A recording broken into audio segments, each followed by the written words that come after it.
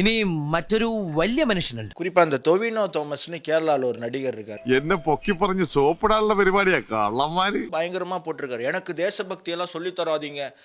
சரி உனக்கு தேசபக்தி எல்லாம் வேண்டாம், அதெல்லாம் ஒரு பக்கம் இருக்கட்டும் கண்ணா.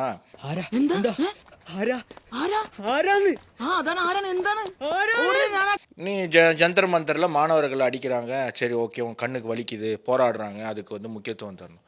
கேரளாவில் கடந்த பல ஆண்டுகளாக ஆஷா ஒர்க்கர்ஸ் போராட்டம் பண்ணிட்டு இருக்காங்க வேலை நிரந்தரத்துக்காக.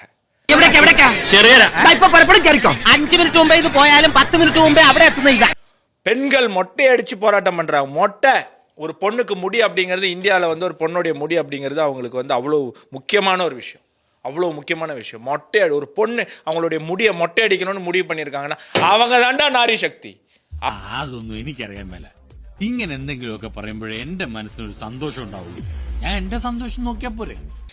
எங்கே போனேன் டொவினோ தோமஸ் ப்ரோ? எங்கே இருந்தீங்க? கேரளாவில் ப்ரோ. உங்கள் படம்லாம் ரிலீஸ் ஆகுதுல மலையாளத்தில், அங்கே மொட்டை அடித்தாங்க லேடிஸ். எங்கே போனீங்க? ഒരു കയ്യബദ്ധം. இன்னைக்கு கேரளாவில் பிஎஸ்யூவில் பேப்பர் லீக், எக்ஸாம் லீக், எக்ஸாமில் வந்து சரியா எக்ஸாம் நடத்தலைன்னு கேஸ். எத்தனை பேர் போராடிட்டு இருக்காங்க? எங்கே போனீங்க பாஸ்? ப்ரோ உங்க Kerala bro. Kerala sir 100% literacy sir. எங்க சார் போனீங்க? துபாயில் இருந்தீங்களா அன்னைக்கெல்லாம்? நீ சாய அடிச்சா மதி, நீ என்ன அடிக்க நிக்கண்டா.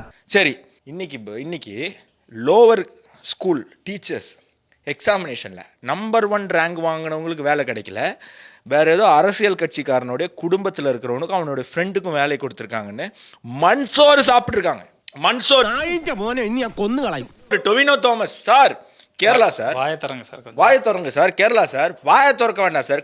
வாயில் என்ன வச்சிருக்கீங்கன்னு தெரியல, கையில் ஏதாவது டைப் பண்ணுங்க சார். உங்க இன்ஸ்டாகிராமில் போடுங்க சார். கேரளாவில் அத்தனை நடிகர்கள் எல்லாம் குதிச்சிட்டாங்க. അതെ, തീപ്പന്തൽ പത്രത്തിൽ ഞാൻ എഴുതുന്നതുകൊണ്ട് എനിക്ക് ഇത്ര ആരാധകർ കൂടിയത്. വെറുതെ തീപ്പന്തലിൽ തൊട്ട് കളിക്കരുത്. இன்டர்நேஷனல் அளவுக்கு பிஆர் பிராண்டிங் கேவலமா இல்லை.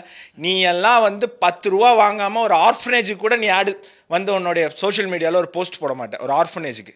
இந்த மாதிரி இன்ஃப்ளூயன்சர்ஸ்லாம் இன்னும் சில இன்ஃப்ளூயன்சர்ஸ்லாம் இருக்காங்க. இது ஒரு வாய்ப்பு, நம்ம நடுநிலைன்னு காட்டிப்போம்.